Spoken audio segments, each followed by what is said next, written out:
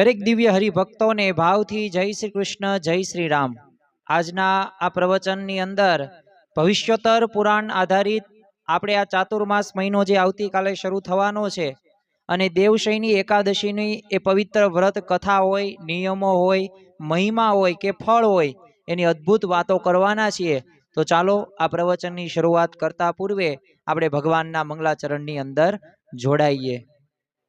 कृपा करो मुझ ऊपरे सुख निधि सहजानंद, गुण तमारा गाववा बुद्धि आप जो सुख कंद। गुण तमारा गाववा बुद्धि आप जो सुख कंद। श्री स्वामिनारायण भगवाननी जय। सियावर रामचंद्र भगवाननी जय। उमापति महादेवनी जय। दरेक दिव्य मुमुक्षु हरिभक्तों ने जय श्री कृष्ण, जय श्री राम, जय स्वामी नारायण। आजना प्रवचननी अंदर आम तो आवतीकालनो पवित्र दिवस एटले देवशयनी एकादशीनो दिवस अने चातुर्मासनो शुभारंभनो प्रथम दिवस। तो आ पूर्वे आपणे सर्व कोई मळ्या छीए। तो आ देवशयनी एकादशी में केवा केवा नियमो भविष्योत्तर पुराणनी अंदर आपवामां आव्या छे एनी आपणे विशेष वातो आजना दिवसे आपणे करवाना छीए। आम तो आ पवित्र कथा में भगवान श्री कृष्ण ए राजा युधिष्ठिर ने ए आ देवशयनी एकादशी अने चातुर्मासना व्रतनो महिमा समजावे छे अने एनी वात आपणे सर्व कोईए आजे सांभळवाना छीए। हवे आ अधिक मासनो एक नियम छे के जो सूर्य तुला राशि में गयेल होय त्यारे अधिक मास आवे तो पण आज कम जाळ राखवो અને અન્ય કોઈ રીતે ભગવાનને સુવાડવા કે ઉઠાડવા નહીં। ખરેખર અધિક માસનો મહિનો તો વહી ગયો, પરંતુ એ મહિનાની વાત કરતા પછી એક મોક્ષની ઈચ્છા અને એક શયન વ્રતની વાત, એક ઉત્થાપનની વાત એ શ્રી કૃષ્ણ ભગવાન એ અર્જુનને કરે છે। કારણ કે આ એકાદશીના દિવસથી જ મોક્ષની કામના કરતા રાજાઓ અને જે મનુષ્યો હોય ને ભગવાન વિષ્ણુની કૃપા મેળવવા માટે ए शयन व्रत कहता के चातुर्मास शुरू करवू जोईए। अने अषाढ़ मासना ते शुक्ल पक्षनी अंदर ज्यारे सूर्यदेव कर्क राशि में प्रवेश करे त्यारे जगन्नाथना नाथ ए श्री कृष्ण परमात्मा ने शयन कराववामां आवे छे। आवतीकालनो दिवस अने अषाढ़ महीनानी शुक्ल पक्षनी एकादशीना दिवसे जे मनुष्य साचा हृदयथी उपवास कर्यो होय मात्र एज मनुष्य भगवान विष्णु ने पाछा जगाड़वानो अधिकार धरावे छे। एटले आ देवशयनी एकादशी अने प्रबोधिनी एकादशी कार्तक महीनानी आ 4 महीनामां आवतीकाले शरूआतनो दिवस अने पछी ए प्रबोधिनी एकादशी एटले के चातुर्मासना अंतिम दिवसे तो जो मोक्षनी इच्छा होय एने शयन व्रत होय अने उत्थापन होय एने ज अधिकार प्राप्त थतो जोवा मळे छे। परंतु भगवाननी मूर्तिनी स्थापना ने पूजा विधि शुं? आजनु प्रवचन आपने थोड़ू कंटाळाजनक लागशे, परंतु वास्तव में आ भविष्योत्तर पुराणनी आ वातो छे अने आ वातोने आपणे एक पवित्र एक कर्ण द्वारा सांभळीए तो पण आपने घणुं बधुं फळ प्राप्त थतुं जोवा मळे छे। आम तो धोळा वस्त्रथी ढांकेलो अने ओशिकावाळो ए शख, चक्र, पद्म अने गदा धारण करनार ए पीळा वस्त्रों पहेरेली एक शीतल मूर्ति एक तैयार करवामां आवे छे। हवे ब्राह्मणों द्वारा ते मूर्ति ने प्रथम तो पंचामृत, पंचामृत एटले शुं? दही, दूध, घी, मध अने साकर आ बधुंय भेगुं करवामां आवे छे अने त्यारबाद शुद्ध जळथी स्नान कराववामां आवे छे अने पंचामृत स्नान, जल स्नान कहेवामां आवे छे। त्यारबाद जेम आपणे तैयार थईए एम मूर्तिने सुगंधी पदार्थोनो लेप करवानो, धूप दीप होय, एक उत्तम पुष्पो होय, ए लक्ष्मीजी सहित ऋषिकेश भगवाननी पण पूजा करवानी छे ने सुवाडवाना छे अने पछी प्रार्थना करवानी छे। कारण के प्रार्थना ए भगवाननो पहोंचवा माटेनो एक धोरी मार्ग छे, एक टेलिफोन छे के भगवान आपणी प्रार्थना सांभळे छे तो आपणे भगवानने प्रार्थना करवानी छे। अने त्यारे खरेखर बे हाथ जोड़ीने कहेवानुं छे के वर्षा ऋतुना 4 मास सुधी हूँ शुद्ध नियमों पालन करीश अने मारू आ व्रत रहीने निर्विघ्न संपूर्ण करजो। कारण के भगवान ज ते बळ बुद्धि शक्ति आपशे अने व्रतनी शरूआत थाय अने एना फळो पण आपणने प्राप्त थता जोवा मळे छे। કારણ કે શુદ્ધ મનવાળા ભક્ત હોય પ્રથમ તો દાતણ કરી નિયમો લેવાના. શ્રેષ્ઠ 5 દિવસો છે. એકાદશી હોય, દ્વાદશી હોય, પૂર્ણિમા હોય, અને ખરેખર કર્ક સંક્રાંતિનો દિવસ હોય, અને આઠમનો દિવસ હોય. કારણ કે બુદ્ધિમાન મનુષ્ય હોય ને એ વ્રતની શરૂઆતમાં જ એ પિતૃ કાર્યમાં તે સંક્રાંતિ વિનાના એક અધિક માસને છોડી દેવાનો. અધિક માસ તો પૂરો થઈ ગયો, અને વ્રતની સમાપ્તિમાં પણ નિયમમાં જેમ આરંભ કર્યો એવી જ રીતે કાર્તિક માસમાં એ શુક્લ પક્ષની દ્વાદશીના દિવસે એ વિધિપૂર્વક ઉદ્યાપન પણ એ વિધિપૂર્વક કરવાનું છે. અને સમાપ્તિના તે વિધિમાં એ બૃહસ્પતિ હોય એના વિચાર નથી કરવાના, પરંતુ સમાપ્તિની પ્રથમ તિથિ અખંડ રાખવાની છે. ખરેખર મનુષ્ય જ્યારે શુદ્ધ હોય કે અશુદ્ધ, પરંતુ ચાતુર્માસનું માત્ર એક વ્રત જો પૂર્ણ કરવામાં આવે ને તો દરેક પાપોમાંથી મુક્ત પણ થઈ જાય છે. અને વિષ્ણુનું સ્મરણ કરી અને વ્રત કરનાર મૃત્યુ બાદ પણ એ સૂર્ય સમાન એક તેજસ્વી અને એક અતિશોભિત વિમાનમાં બેસીને પોતે વિષ્ણુ લોકમાં જાય છે અને પ્રલય કાળ સુધી અખૂટ સુખ પ્રાપ્ત કરે છે. એટલે આ ચાતુર્માસની અંદર વિશેષ કરીને આ બધો જ્યારે મહિમા આપણે યાદ રાખીએ ને તો આપણે 4 મહિના દરમિયાન આપણે ભગવાનને પ્રસન્ન કરી શકીએ. ખરેખર મંદિર સેવા હોય, પંચામૃત સ્નાન હોય, પૂજાના ફળ હોય, એ બધાનું પણ ધ્યાન રાખવાનું. આપણે થોડીક વિશેષ વાત ભવિષ્ય પુરાણના આધારે કરીએ તો જો આમ તો આ પુરાણોની અંદર આપવામાં આવેલી વાતો છે, અને આ મારી પોતાની તત્વચિંતા કે ફિલોસોફી નથી. પ્રથમ તો આપણે પવિત્ર કાર્યની અંદર 4 મહિના સુધી દેવ મંદિરમાં નિત્ય કચરો કાઢવાનો, પાણી છાંટવું, લીપણ કરવું અને સાથિયા કરવા. અને એનું ફળ કયું પ્રાપ્ત થાય તો ભવિષ્ય પુરાણમાં લખવામાં આવ્યું છે કે 7 જન્મો સુધી બ્રાહ્મણોનો રાજા બની સત્ય ધર્મ પાળે છે. બીજું પંચામૃત સ્નાન, જેમ હમણાં આપણે વાત કરી, દહીં દૂધ અને હોય, મધ હોય, ઘી હોય, સાકર હોય, એ બધું ભેગું કરીને વિધિપૂર્વક ભગવાન વિષ્ણુને આપણે પંચામૃત સ્નાન કરીએ તો વિષ્ણુ સમાન એ રૂપ ધારણ કરીને અક્ષય સુખ આપણે પામીએ છીએ. બીજું આપણે બ્રાહ્મણોને સન્માન, દેવ સ્વરૂપ આપણે માનવાના. અને જો પૃથ્વી ઉપર સોનાનું દાન દક્ષિણા સહિત આપવું જોઈએ, પણ પછી યથાશક્તિ પ્રમાણે, અને એનું ફળ પણ પ્રાપ્ત થાય છે કે ઇન્દ્ર સમાન અક્ષય સુખો પ્રાપ્ત કરીને ઇન્દ્રલોકમાં આપણે જઈએ છીએ. બીજું એક 4 માસ સુધી ચંદન અને પુષ્પથી ભગવાન વિષ્ણુની નિત્ય પૂજા કરવી, એનાથી પણ ઇન્દ્રલોકને આપણે પ્રાપ્ત કરી શકીએ છીએ. અને 4 મહિના સુધી તુલસીથી આપણે પૂજન કરીએ તો સોનાના વિમાનમાં બેસીને આપણે વૈકુંઠમાં એટલે કે વિષ્ણુ લોકમાં જઈએ છીએ.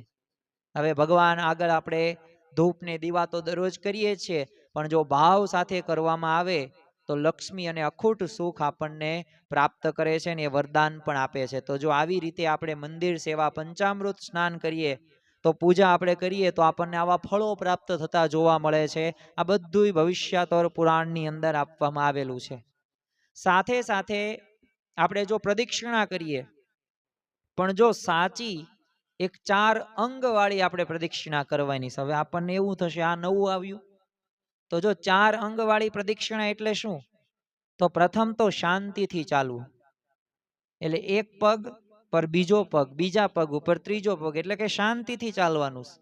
બીજું 2 હાથ રાને જોડેલા રાખવાના, અને વાણીથી આપણે ભગવાનની સ્તુતિ કરવાની, અને હૃદયમાં આપણે જ્ઞાન ભાવ રાખવાનો. તો જો નિર્જળા એકાદશીથી એ કાર્તિકી પૂર્ણિમા સુધી જો પ્રદક્ષિણા કરનાર મનુષ્ય એ નિશ્ચિતપણે એ વિષ્ણુ લોકને પામે છે, પામે છે ને પામે છે. તો આવી રીતે 4 અંગ વાળી સાચી પ્રદક્ષિણા કરવી.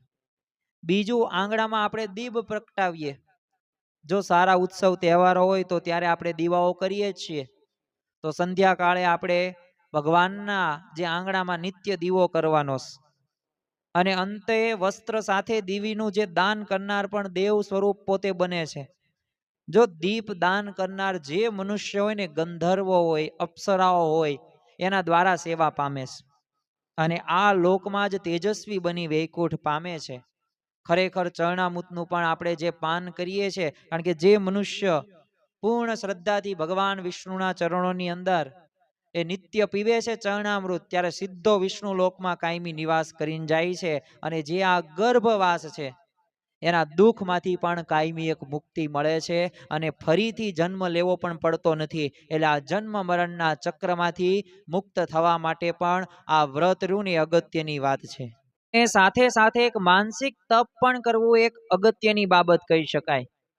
તમે જો ત્રિકાળ ગાયત્રી જપ વિષ્ણુ મંદિરમાં સવાર બપોર સાંજ 108 વાર ગાયત્રી મંત્રનો જપ જે કરે ને એ પાપમાંથી મુક્ત થાય છે. અને ખરેખર જો આપણા જીવનની અંદર આ પ્રકારનું નામ સ્મરણ આપણે કરતા હોય તો એનાથી અનહદ રાજીપો પણ પ્રાપ્ત થાય છે. સાથે સાથે એક આપણે જો પુસ્તક દાનનો પણ નિયમ રાખી શકીએ. જ્યારે સમાપ્તિ થાય સર્વ વિદ્યા સમહ આ મંત્ર બોલવાનો છે અને બ્રાહ્મણને શાસ્ત્રમાં ના પુસ્તકનું દાન કરવાનું છે. અને જો આનાથી પ્રાપ્ત શું થાય તો એનાથી વેદ વ્યાસજી રહ્યા ને, જેમને ભાગવત લખ્યું, જેમને પુરાણોની રચના કરી, અરે જેમને મહાભારતની રચના કરી, એવા વેદ વ્યાસ ભગવાન પોતે જલ્દી પ્રસન્ન થાય છે. બીજું આપણે ધર્મશાસ્ત્રનું શ્રવણ ને નામ સ્મરણ પણ અખંડ કરતા રહેવું જોઈએ. 4 માસ સુધી પુરાણ સાંભળવું. આપણે વિષ્ણુ ભગવાનના હોય તો એમના વિષ્ણુ ભગવાન હોય, શિવ પુરાણ હોય તો નામ મંત્ર જપવાનું વ્રત કરવાનું છે. અને અંતે તે કાપડમાં વીટેલું જે પુસ્તક હોય તો એ પણ પવિત્ર બ્રાહ્મણને આપણે દાન આપી શકીએ અને મનુષ્ય પુણ્યવાન પવિત્ર જ્ઞાની અને દોષ મુક્ત આનાથી બને છે. સાથે સાથે નિત્ય સૂર્યને આપણે અર્ધ્ય આપવાનું. સૂર્યમંડળની મધ્યમાં રહેલા વિષ્ણુ ભગવાનનું આપણે ધ્યાન કરવાનું. અને જ્યારે સમાપ્તિ થાય ત્યારે બ્રાહ્મણને રાતા વસ્ત્ર સાથે ગાય અને સોનાનું દાન પણ આપણે યથાશક્તિ પ્રમાણે આપી શકીએ. કારણ કે એનાથી અપાર શક્તિ, લાંબુ આયુષ્ય, કીર્તિ અને લક્ષ્મી પણ પ્રાપ્ત થાય છે. સાથે સાથે એવું પણ ભવિષ્ય પુરાણની અંદર લખવામાં આવેલું છે કે અગ્નિ હોમ એટલે કે હવન નિત્ય 108 કે 28 વાર મંત્રોથી એ તલનો જ્યારે હોમ કરનાર વાણી, મન અને કાયાના પાપોમાંથી એક છૂટે છે.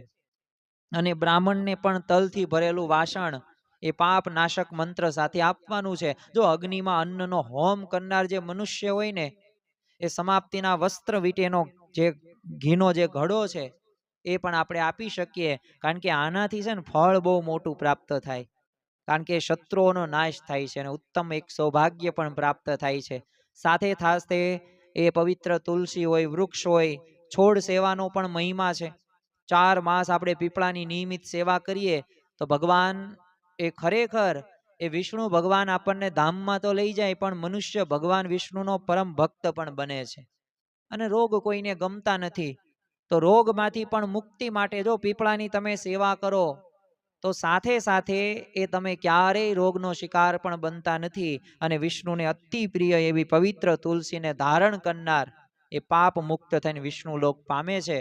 અને વ્રત પૂરું થતાં જ તે ભગવાનને ઉદ્દેશીને આપણે પવિત્ર બ્રાહ્મણોને જમાડવાથી આપણને યથાર્થ લાભ થતો જોવા મળે છે. સાથે સાથે અમૃતમાંથી પણ ઉત્પન્ન એવી 4 માસ સવારે આપે પવિત્ર અને દુર્વા મસ્તક ઉપર ધારણ કરવાની. અને વ્રતના અંતે આપણે જે પણ યથાશક્તિ પ્રમાણે દાન દક્ષિણા કરી શકીએ. ખરેખર આપણે એ જ કહેવાનું છે પ્રાર્થના કે હે દુર્વા તું અમૃતથી ઉત્પન્ન થયેલી છે, મને સૌભાગ્ય અને સંતતિ આપ. જેમ તારો જમીન ઉપર વિસ્તાર થયો, દુર્વા એટલે શું? ધ્રો. તો એમ મારું સંતાન પણ અમર રહે, ધ્રો હોય ને ગમે ત્યાં ઉગી જાય. એવી જ રીતે આપણે ભગવાનને અને ધ્રોને પણ પ્રાર્થના કરજો. વનસ્પતિમાં જીવ છે, જેમ કણે કણની અંદર ભગવાન છે એમ વનસ્પતિમાં પણ ભગવાન રહેલા છે. સાથે સાથે દેવોના દેવ એવા વિષ્ણુ કે શિવની પાસે પણ નિત્ય ભક્તિ ભાવથી આપણે ગાયન કરનારને રાત્રિ જાગરણ કર્યા સમાન ઉત્તમ ફળ પ્રાપ્ત થાય છે. અને ગાયન સેવા કરનાર ભક્તે ચાતુર્માસના અંતે એ ભગવાનને સારા અવાજવાળી એક ઘંટ હોય એ અર્પણ કરવાની અને પ્રાર્થના કરવાની કે હે સરસ્વતી, મેં કરેલા અધ્યયનમાં ઉત્પન્ન થયેલું મારું જળપણું રહીને નષ્ટ કરો. સાથે સાથે એક અભ્યાસમાં આવેલી બુદ્ધિની પણ મલિનતા હોય તો એ પ્રાર્થનાથી એ દૂર થાય છે અને પવિત્ર જ્ઞાન પણ પ્રાપ્ત થાય છે. કારણ કે ઘણી બધી વખત જ્ઞાન હોવાથી અભિમાન, અહંકાર પણ એ આવી જાય છે. તો એ આપણા જીવનની અંદર આવવું જોઈએ નહીં. સાથે સાથે બ્રાહ્મણને પણ યથા યત્કિંચન એ આપવું જોઈએ. કારણ કે ભગવાન વિષ્ણુનું સ્વરૂપ માનીને જ તે જો આપણે બ્રાહ્મણને જો દાન આપીએ તો મન કર્મ વચનથી જો તો આપણને શુદ્ધ મુમુક્ષુ બનાવે છે. અને નિત્ય વંદન કરનાર કૃત્ય પણ થાય છે. સાથે સાથે પિતૃ સેવા અને સંધ્યા કર્મ પણ એટલું જ વિશેષ છે. કારણ કે પોતાના પિતાની પણ જો નિરંતર સેવા કરવામાં તત્પર રહેનાર ક્યારેય નાશ ન પામનાર અખૂટ સુખને પ્રાપ્ત કરે છે. અને આ માતૃદેવો ભવ પિતૃદેવો ભવ, આ તો આપણા ઉપનિષદના વાક્યો છે, શ્લોકો છે. ગૌ સેવા પણ આપણે કરી શકીએ, પણ જો ગૌ સેવા કરવામાં પણ નિયમોનું વિશેષ ધ્યાન રાખવું જોઈએ. ભગવાન ગણેશની પણ ઉપાસના કરી શકીએ આ ચાતુર્માસ દરમિયાન. કારણ કે પહેલા આપણે કોઈ પણ કાર્યની અંદર આપણે ગણપત દાદાને આપણે યાદ કરતા જ હોઈએ છીએ. દરેક કાર્યની અંદર ગણપતિજીને તો જો રિદ્ધિ સિદ્ધિના દાતા છે. દરેક કામનાઓ ઈચ્છાઓ એવો પ્રાપ્ત આપણને થાય છે. તો બધી જગ્યાએ વિજય અને ઈચ્છિત ફળ જો આપણે પ્રાપ્ત કરવું હોય તો ભગવાન ગણેશની પણ ઉપાસના કરવી, સૂર્યનારાયણ નિત્ય સૂર્યને નમસ્કાર કરવા, અને આનાથી આયુષ્ય આરોગ્ય હોય એ બધું આપણને પ્રાપ્ત થાય છે. આ ચાતુર્માસની અંદર આપણે ભક્તિ ભાવથી એ આપણે ભગવાન શિવની પણ ઉપાસના કરી શકીએ. અને ખરેખર શિવના નગરમાં એટલે કે કૈલાસની અંદર આપણને એ વાસ પ્રાપ્ત થાય છે. આ સિવાય પણ વસ્ત્ર દાન છે, વિદ્યા દાન છે. કારણ કે આ ચાતુર્માસની અંદર તમે નાનામાં નાનું કર્મ કરો તો એમાં ભગવાન એ વિશેષ તમારું માને છે.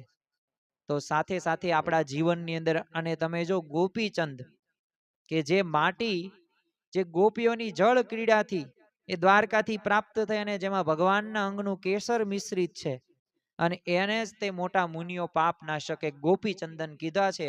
તો નિત્ય ગોપીચંદનનું પણ દાન કરવાથી લક્ષ્મીપતિ ભગવાન અત્યંત પ્રસન્ન થાય છે. અને સાંસારિક સુખ હોય, મોક્ષ હોય, ભક્તિ અને મુક્તિ બંને આપે છે.